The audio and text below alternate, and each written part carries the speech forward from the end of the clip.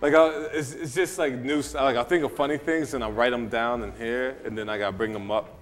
Like the whole Chris Brown, Rihanna thing. We started making, I wasn't sure if it was like too soon to make jokes about, but now she's recording with him again. I figured you can start making jokes. Cause I was like, yeah, it's Women's Month. You know, I didn't want to start talking about Ike and Tina ass whooping duets like during Women's Month. But then I was like, yo, she knew it was coming. It was like all marketing ploy. Because if you pay attention to her songs, it's like, how am I going to breathe with no air? It's like, Chris, quit choking me. That may be one. I was on TV, yeah, I was on TV. I was looking at TV the other day, and the fucking infomercials and Snuggie, the fucking Snuggies. I'm so pissed. My mom has a Snuggie. It looked like fucking the sand creatures from this first Star Wars. The Jawas, right? But then I was like, yo, but you know who had the first Snuggies? I'm not sure you remember the group PM Dawn.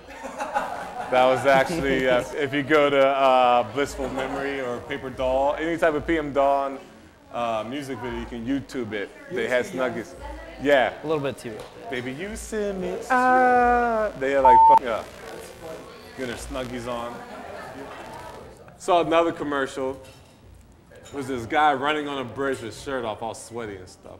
And then it was like Vaseline for men, and I was so confused. And I was like, well, who else is Vaseline for? And I was like, if I was in charge of the marketing, better one would have been like, it would have been like a close-up of a 14-year-old boy home alone. And it would have been like Vaseline for men,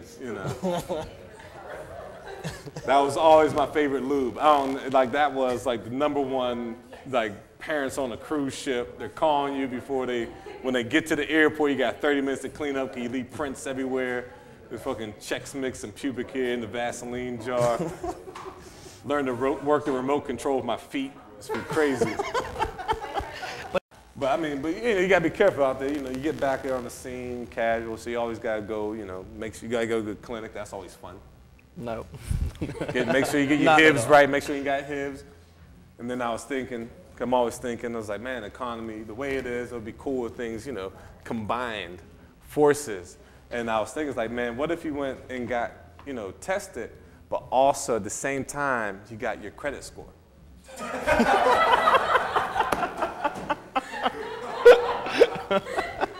Because I'm like, dude. Only in a perfect world, man. Can you imagine this, my capitalism kicking? I'm like, dude. Like you go in, they sit you down, they pull the paper out, and it's like, got great news, you do, tested negative, but you have a 520. It's like you still ain't getting no ass. It was like,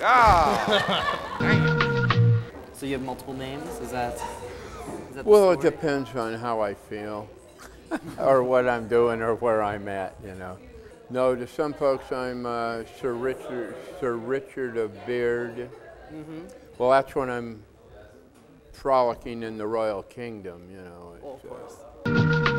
I've lived through everything. I've lived through every good time and bad time. More good times than bad times. I've seen. That's all that matters, man. I know. I've seen everything, but it wasn't by chance. It's by choice. Mm-hmm. Who would win in a fight, a giraffe or a Tyrannosaurus Rex? T-Rex. The giraffe do not have big teeth. Look at that. Giraffes are shifty, and they always win fights.